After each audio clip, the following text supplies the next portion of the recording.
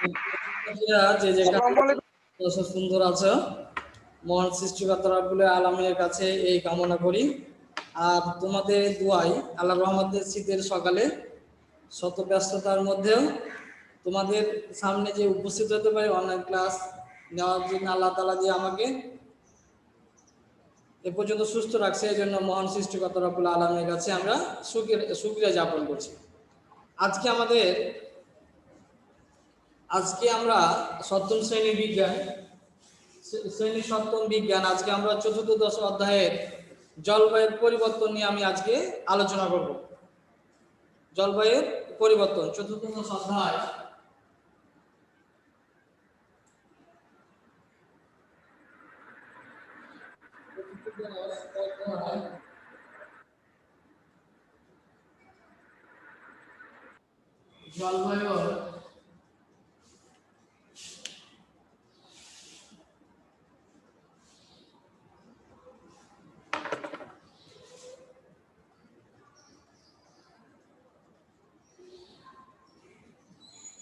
জলবায়ুর পরিবর্তন।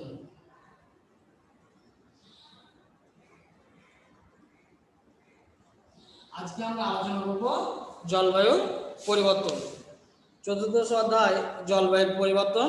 তোমরা সুন্দর করে টেবিলে বসে পড়ো এবং বইটা বের করো। আমি আজ তোমাদের জলবায়ুর যে চিত্রটা আছে, যে চারটি স্তর রয়েছে, তাপমণ্ডল, মেসোমণ্ডল, স্ট্রাটোমণ্ডল, এই যে মণ্ডলের যে চিত্রটা দেওয়া হয়েছে, যে বায়ুমণ্ডল বিভিন্ন স্তর, এটাই নিয়ে আজকে আমি আলোচনা করব।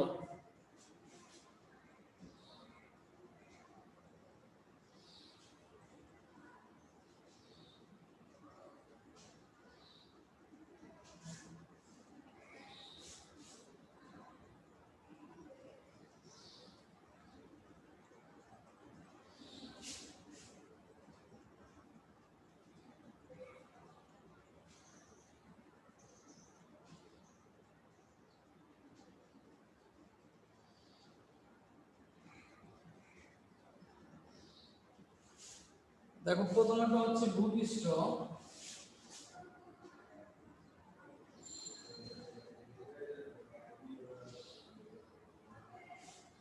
দ্বিতীয়টা হচ্ছে দেখো তাপমণ্ডল,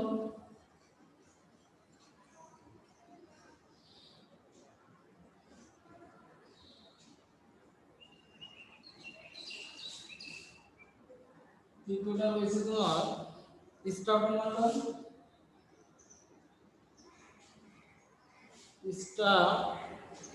স্ট্রাটো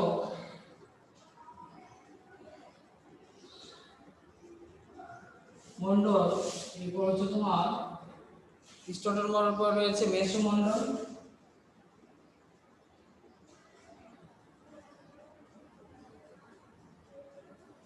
এরপর রয়েছে আমাদের তাপমণ্ডল। এরপরটা রয়েছে আমাদের তাপমণ্ডল।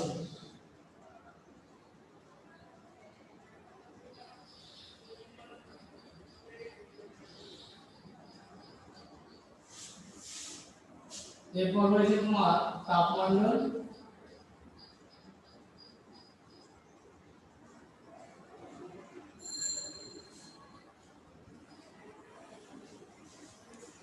দেখো প্রিয় শিক্ষার্থীরা, আমরা আজকে আলোচনা করব চতুর্দশ অধ্যায়ের জলবায়ুর পরিবর্তন। এখানে আমি একটি চিত্র নাম্বার 14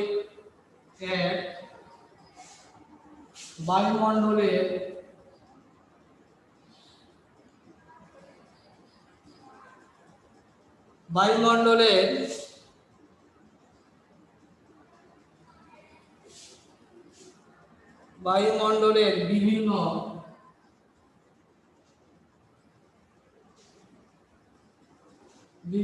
স্তর। হ্যাঁ, দেখো প্রিয় শিক্ষার্থীরা,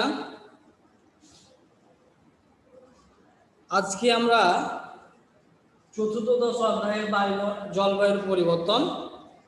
আমি তোমাদের একটা চিত্র অঙ্কন করছি, যে বায়ুমণ্ডলের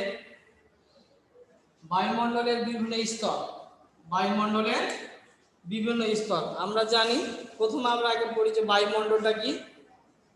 পৃথিবী ঘিরে রয়েছে বায়ুমণ্ডল, পৃথিবী ঘিরে রয়েছে বায়ুমণ্ডল, যে কোনো স্থানে জলবায়ুর পরিবর্তন, তাপমাত্রা, বায়ুর চাপ ইত্যাদি ইত্যাদিগুলোর অবস্থাগুলো আবহাওয়া। আর হচ্ছে কোনো স্থানের অনেক বছরের যে সামগ্রিক আবহাওয়া, সেটা হচ্ছে আবহাওয়ার গড়, সেটা হচ্ছে কি জলবায়ু। আবহাওয়া এবং জলবায়ু আমাদের জীবনকে নানাভাবে প্রভাবিত করে। আবহাওয়া এবং জলবায়ু আবহাওয়ার সাথে রিলেটেড, অর্থাৎ আবহাওয়া জলবায়ু, যদি আবহাওয়া জলবায়ু আমরা স্বাভাবিকভাবে জীবনযাপন করতে পারি, আবহাওয়া এবং জলবায়ু স্বাভাবিক আবহাওয়া জলবায়ু আমরা স্বাভাবিকভাবে জীবনযাপন করতে পারি। কিন্তু বায়ুমণ্ডলে তাপমাত্রা বৃদ্ধির ফলে জলবায়ু কি হচ্ছে, বায়ুমণ্ডলে তাপমাত্রা বৃদ্ধির ফলে জলবায়ু কি হচ্ছে, পরিবর্তন করছে, এবং বাংলাদেশের মতো দেশগুলো কি হচ্ছে, বেশি ক্ষতিগ্রস্ত হচ্ছে। এরপর হচ্ছে যে বায়ুমণ্ডলীয় স্তর। আমরা জানি পৃথিবীর সৃষ্টিতে বায়ুমণ্ডল কিছুটা কি ছিল, গরম ছিল, ধীরে ধীরে তারপর এটা ধীরে ধীরে কি হতে থাকে, ঠান্ডা হতে থাকে। এই সময় যে হালকা বায়ু বা সবচেয়ে বাইরের অংশ দিয়ে তৈরি হয়। এখন দেখো যে বায়ুমণ্ডলটা কি, আসলে আমরা এখন বলবো যে বায়ুমণ্ডল কি। তাহলে যে বায়ু অংশটি পৃথিবীর পৃষ্ঠকে, এই যে আমরা বায়ু দেখতে পাচ্ছি, এই যে পৃথিবীর পুরোটা যেটা পৃথিবীর পৃষ্ঠ, তাহলে যে বায়ু অংশটি পৃথিবীর পৃষ্ঠকে ঘিরে রেখেছে, তাহলে পৃথিবীর পুরো যে পৃষ্ঠ আছে, এই পৃষ্ঠকে যে ঘিরে রেখেছে সেটা হলো বায়ুমণ্ডল। কি বায়ুমণ্ডল। আমরা জানি যে বায়ুমণ্ডলে মূলত দুইটি উপাদান রয়েছে, প্রধান দুইটি উপাদান রয়েছে, একটা হচ্ছে কি নাইট্রোজেন আর একটা হচ্ছে অক্সিজেন। এছাড়া জলীয় বাষ্প, কার্বন ডাইঅক্সাইড, আর্গন এবং আরো অন্য কিছু পরিমাণে গ্যাস রয়েছে। তা আমরা জানি যে বায়ুমণ্ডলে মূলত দুইটা উপাদান রয়েছে, একটা হচ্ছে কি নাইট্রোজেন এবং একটা হচ্ছে অক্সিজেন। এই দুইটি উপাদান দিয়ে মূলত গঠিত। এছাড়া জলীয় বাষ্প, ধূলিকণা, আর্গন, কার্বন ডাইঅক্সাইড এবং কিছু অন্য গ্যাস নিয়ে বায়ুমণ্ডল কিছু অন্য গ্যাস বায়ুমণ্ডলে রয়েছে। পৃথিবীর সকল কিছু তার নিচের দিকে টানে, কেন? যে সেই টানের ভয়ে বায়ুমণ্ডলের গ্যাসগুলো পৃথিবীর, এই যে পৃথিবী দেখতে পাচ্ছ ভূপৃষ্ঠ, এই পৃথিবীর কাছাকাছি কি করে, অবস্থান করে। অর্থাৎ বায়ুমণ্ডল হালকা এবং পাতলা হতে পারে। তোমরা জানো বায়ুমণ্ডল হালকা হলে কি হয়, উপর দিকে যেতে থাকে, এবং যদি আমরা পর্বতের চূড়ায় অবস্থান করি তখন কি হয়, আমরা শ্বাস নেওয়ার জন্য আমাদেরকে কি হতে হয়, অক্সিজেন নিয়ে যেতে হয়।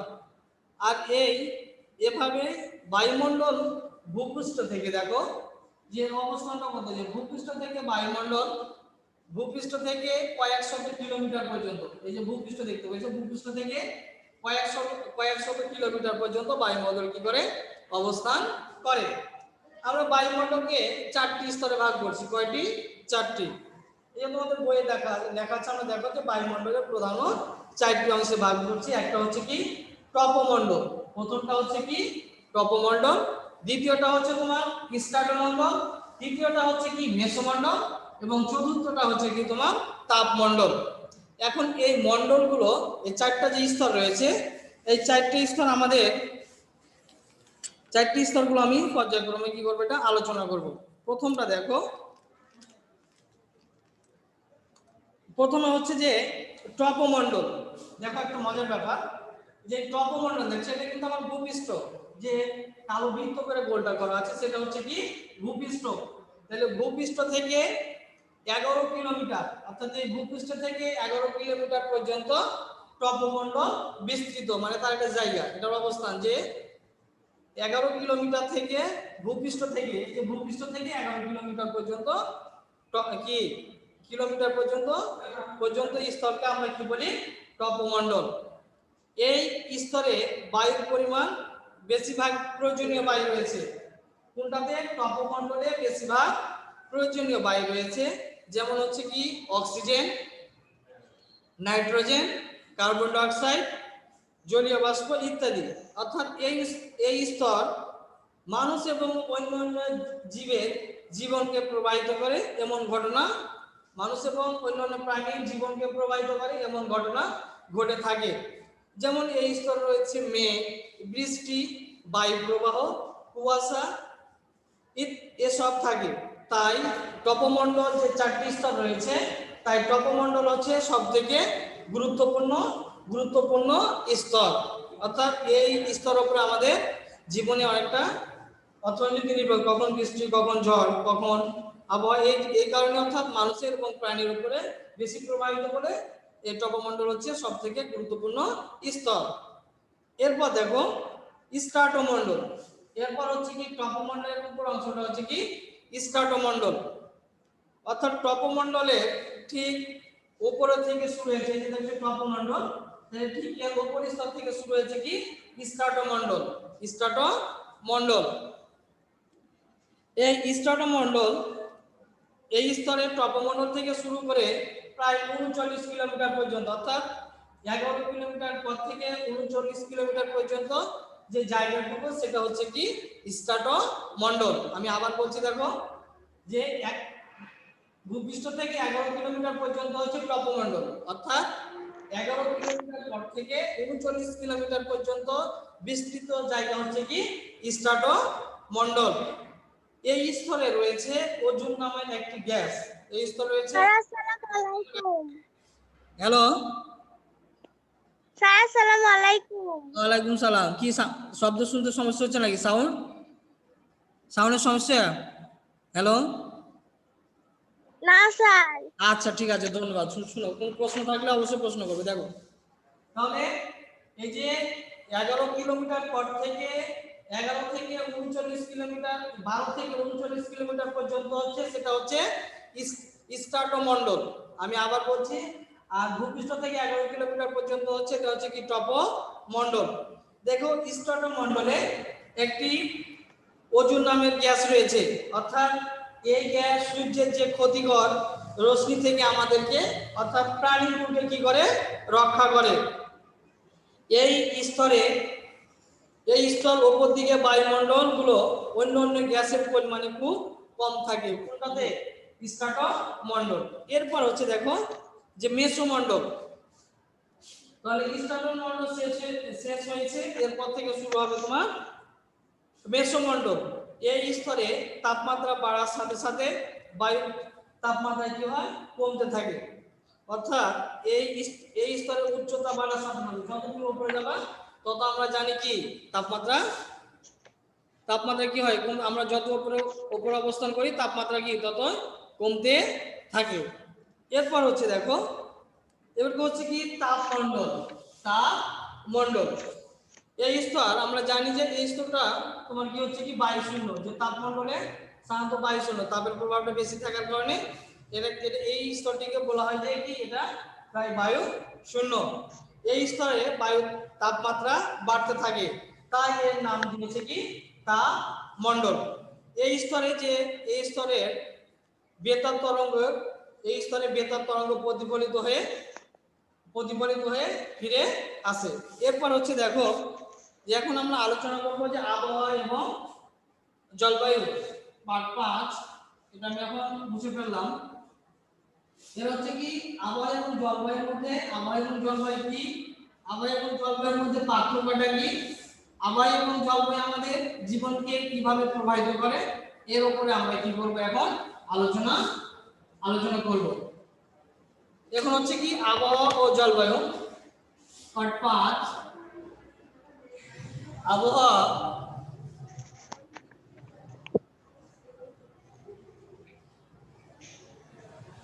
ও জলবায়ু। এখন দেখো যে প্রথমে আমরা বলবো যে আবহাওয়া এবং জলবায়ুটা কি। আগামীকাল দুপুরবেলায় ঢাকার আশেপাশে উত্তর দিক থেকে দমকা হাওয়া বয়ে যেতে পারে। দিনের বেশিরভাগ সময় আকাশ মেঘমুক্ত থাকবে, তবে বিকেলের দিকে উত্তর পূর্ব কোণে কালো মেঘ জমতে পারে। আবার ঢাকার বায়ুর আপেক্ষিক তাপমাত্রা ছিল 60%। আজকের দিনে সর্বোচ্চ তাপমাত্রা ছিল কুষ্টিয়ায় 34 ডিগ্রি সেলসিয়াস এবং সর্বনিম্ন তাপমাত্রা ছিল সিলেটে 24 ডিগ্রি সেলসিয়াস। এ থেকে আমরা শুনতে পাই বা বুঝতে পারি এটি কিসের খবর। হ্যাঁ, আমরা জানি এই ধরনের খবরগুলো হচ্ছে আগামীকাল বৃষ্টি বা ঝড়ার সম্ভাবনা আছে কিনা তা আমরা জানতে পারবো, বা কাল কেমন রকম আবহাওয়া, শীত বা গরম থাকবে। হ্যাঁ, এগুলো শেষে আমরা সব ঝড় বৃষ্টি হতে পারে কিনা, তার তাপমাত্রা কেমন থাকবে, কোথায় কতটুকু হবো, এবং দিনের সর্বোচ্চ সর্বনিম্ন তাপমাত্রা কেমন ছিল, এ থেকে আমরা বুঝতে পারি যে আবহাওয়া খবর থেকে জানা যায় যে আবহাওয়া কি। এখন দেখো, আবহাওয়া বলতে অল্প সময়ে কোনো নির্দিষ্ট স্থানে যে তাপমাত্রা আছে না, যে বায়ুমণ্ডলের অবস্থানকে বোঝায়। যে কোনো নির্দিষ্ট স্থানে, আমি আবার বলছি, যে অল্প সময়ে কোনো নির্দিষ্ট স্থানের বায়ুমণ্ডলের যে অবস্থা, সেটা হচ্ছে তোমার কি আবহাওয়া। বায়ুমণ্ডলের তাপমাত্রা, চাপ, বায়ুর দিক কত জোরে বয়, অথবা আর্দ্রতা কি বা জলীয় বাষ্প পরিমাপ, মেঘ, বৃষ্টিপাত, এগুলো মিলে হচ্ছে তোমার কি আবহাওয়া। এখন আবহাওয়া এখন আবার বলছে যে, যেমন ধরো কোনো দিনের সর্বোচ্চ তাপমাত্রা ছিল 35°C, এ থেকে আমরা বুঝতে পারি যে সেই দিন আবহাওয়াটা কি হবে, আবহাওয়াটা গরম হবে। আবার দেখো যে কোন অঞ্চলের তাপমাত্রা ছিল 13°C, এ থেকে আমরা বুঝতে পারি যে সেই দিন হচ্ছে কি বেশ ঠান্ডা, আকাশ তোমার কি থাকতে পারে, মেঘাচ্ছন্ন থাকতে পারে, এবং কুয়াশা ছন্ন এরকম অবস্থা অল্প সময়ে আবহাওয়াকে নির্দেশ করে। এবার হচ্ছে কি জলবায়ু। যে আবহাওয়া জলবায়ু মূলত একরকম নয়। আবহাওয়া বায়ুমণ্ডলের তাপমাত্রা, চাপ, বায়ুর আর্দ্রতা ও জলীয় বাষ্প। জলবায়ু হলো কোনো স্থানের অনেক বছরের আবহাওয়ার একটি সামগ্রিক ফল। অর্থাৎ এ থেকে আমরা বুঝতে পারি যে বাংলাদেশের আবহাওয়া উষ্ণ, আর্দ্র। এ থেকে বোঝা যায় যে বাংলাদেশে গরমকালে বেশ গরম এবং শীতকালে ভ্যাপসা আর্দ্র থাকে। আবার যদি আমরা দেখি যে রাশিয়ার জলবায়ু শীত প্রধান, এই কথা আমরা বলতে পারি যে বোঝা যায় যে রাশিয়া সাধারণত শীতকালে কি ঠান্ডা পড়ে। এবার হচ্ছে দেখো যে আবহাওয়া জলবায়ুর মধ্যে পার্থক্যটা কি। যে আবহাওয়া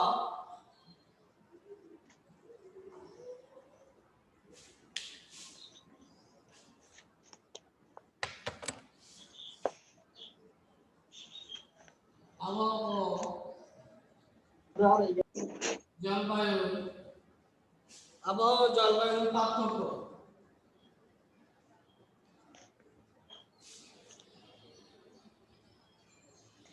এখন আমরা আলোচনা করবো যে আবহাওয়া এবং জলবায়ুর মধ্যে পার্থক্যটা কি।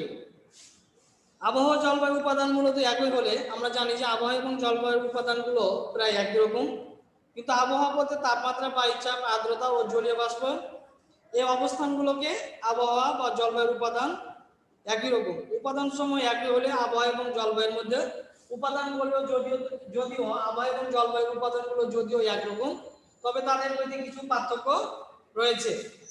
যে মূলত দেখো যে জলবায়ু হলো আবহাওয়ার দীর্ঘ দিনের গড় অবস্থার একটা ফল। জলবায়ুটা কি, যে কোনো স্থানে আবহাওয়ার দীর্ঘদিনের গড় অবস্থার ফল। ধরা যাক আবহাওয়া সেই স্থানে বায়ুমণ্ডলের স্বল্পকালীন অবস্থা হলে কি আবহাওয়া, অর্থাৎ কোন স্থানে যে স্বল্পকালীন অবস্থা সেটা হলে কি আবহাওয়া। আবার কোন স্থানের অনেক বছরের আবহাওয়ার গড় অবস্থা হলো কি জলবায়ু। কোন স্থানে আবহাওয়া অল্প সময়ের মধ্যে পরিবর্তন হতে পারে। হ্যাঁ, দেখো যে কোন স্থানে আবহাওয়া অল্প সময়ের জন্য কি হতে পারে, পরিবর্তন হতে পারে, কিন্তু জলবায়ু সহজে পরিবর্তন হয় না। এই পরিবর্তনের জন্য এটা অনেক সময় লেগে যায়। এরপর হচ্ছে কি যে কাছাকাছি অঞ্চলে আবহাওয়া একই সময়ে ভিন্ন হতে পারে, কিন্তু যেমন কোনো নির্দিষ্ট দিনে ফরিদপুরে বৃষ্টিপাত হতে পারে কিন্তু বরিশালে নাও হতে পারে, কিন্তু কাছাকাছি অঞ্চলের জলবায়ু সাধারণত একই রকম হয়। এ থেকে বোঝা যায় বাংলাদেশ, থাইল্যান্ড এবং ভারতের পশ্চিমবঙ্গের জলবায়ু একই রকম। অর্থাৎ এরপর হচ্ছে দেখো যে তোমাদের সময় সাপেক্ষে আর আলোচনা করা না, এর আলোকে আমি এখন তোমাদের একটা সৃজনশীল প্রশ্ন নিয়ে আলোচনা করব। এই সৃজনশীল প্রশ্নটা তোমরা অবশ্যই ভাষায় সুন্দরভাবে ভালোভাবে শিখে রাখবে। তোমাদের অ্যাসাইনমেন্ট ভিত্তিক প্রশ্নগুলোতে সহায়ক হবে। আর তোমাদের আমি একটা জিনিস দেখলাম যে অবশ্যই তোমরা অ্যাসাইনমেন্ট নিজে লিখবে, বইয়ের সহায়তা নিয়ে, কোনো গাইড বা অন্য কিছু ফলো করবে না, বা কারো কারো অ্যাসাইনমেন্ট হুবহু যেন না মিলে সেই দিকে তোমরা লক্ষ্য রাখো। অর্থাৎ যদি তোমাদের হুবহু অ্যাসাইনমেন্ট মিলে যায় তখন তোমার আশানুরূপ তোমাদের ফল পাওয়া যাবে না। তাই আমি সকল সকল ছাত্রছাত্রীকে বিশেষ অনুরোধ রাখবো, তুমি যতটুকু বুঝো বইয়ের আলোকে বা টিচারে যে তোমাদের যতটুকু পড়াইছে এর আলোকে তোমরা লিখলে আমি আশা করি এতে তোমরা ভালো ভালো একটা অ্যাসাইনমেন্ট উপহার দিতে পারবা। দেখো যে আবহাওয়া এবং জলবায়ুর মধ্যে আমি একটা সৃজনশীল প্রশ্ন দেব, যে আবহাওয়া হোমওয়ার্ক, আবহাওয়া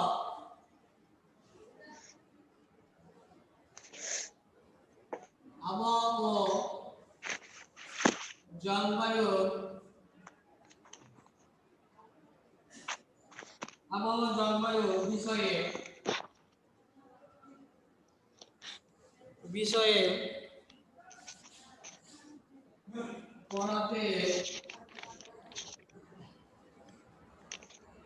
পড়াতে গিয়ে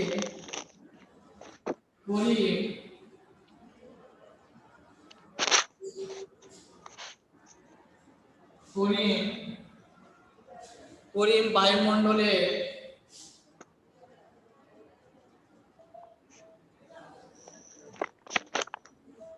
বায়ুমণ্ডলে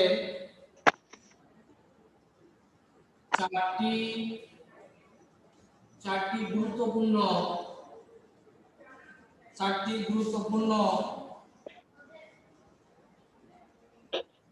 গুরুত্বপূর্ণ স্তরে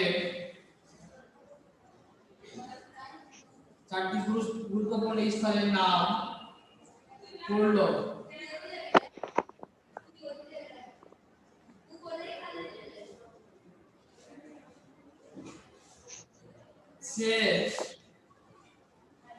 সে দেখলো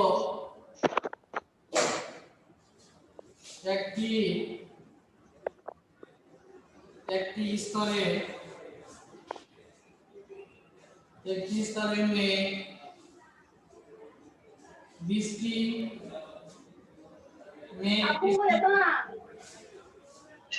হ্যালো, কি তোমাদের প্রশ্ন বুঝতে সমস্যা হচ্ছে নাকি? হ্যালো হ্যালো প্রিয় শিক্ষার্থী,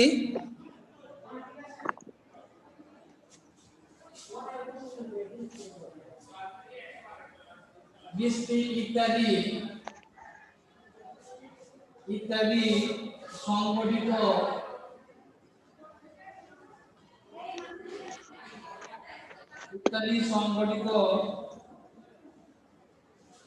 হয় যা পরিবেশের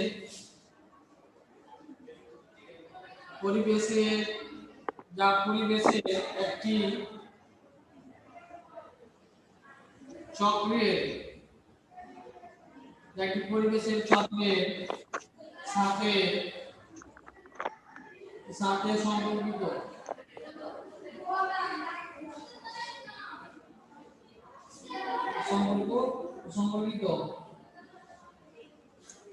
দেখো প্রিয় শিক্ষার্থীরা, আমি উদ্দীপকটা আবার বলছি যে আবহাওয়া জলবায়ু বিষয়ে পড়াতে গিয়ে করিম বায়ুমণ্ডলের চারটি গুরুত্বপূর্ণ স্থানের নাম পড়লো।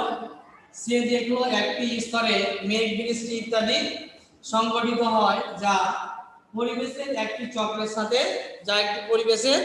চক্রের সাথে সম্পর্কিত। ক নম্বর প্রশ্ন, যে বায়ুমণ্ডল কি?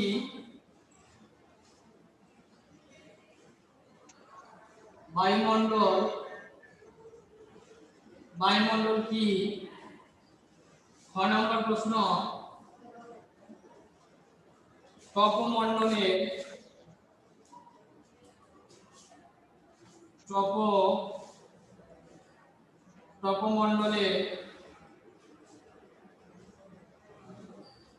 টপোমণ্ডলের বর্ণনা দাও।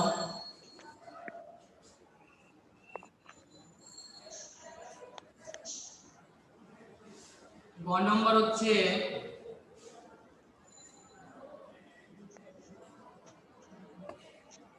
গ নাম্বার উদ্দীপকে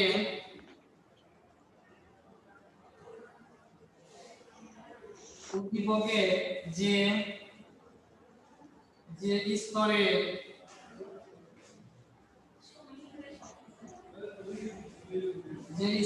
কথা কথা বলা বলা হয়েছে তা ব্যাখ্যা করো।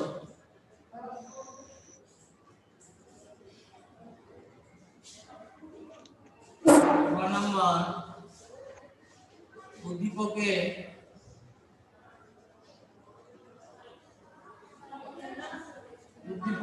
যে যে চক্রের কথা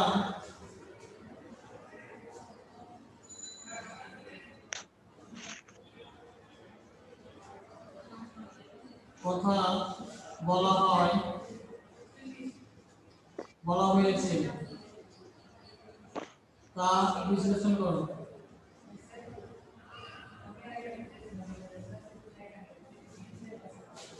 দেখো প্রিয় শিক্ষার্থীরা, বায়ুমণ্ডল কি, কপমণ্ডলের বর্ণনা দাও। উদ্দীপকের যে স্তরের কথা বলা হয়েছে তা ব্যাখ্যা করো। বর্ণনা উদ্দীপকের যে চক্রের কথা বলা হয়েছে তা বিশ্লেষণ করো। প্রিয় শিক্ষার্থীরা, যে যেখানে আছো সুস্থ থাকো, সুন্দর থাকো, এই বলে আর ভালোভাবে অ্যাসাইনমেন্টগুলো ভালোভাবে বুঝে সুঝে লিখে প্রত্যেক বিষয় শিক্ষকের কাছে জমা দাও, এই আশা ব্যক্ত রেখে আজকের মতো এখানে শেষ করছি। সুন্দর থাকো, ভালো থাকো, সুস্থ থাকো। আসসালামু আলাইকুম।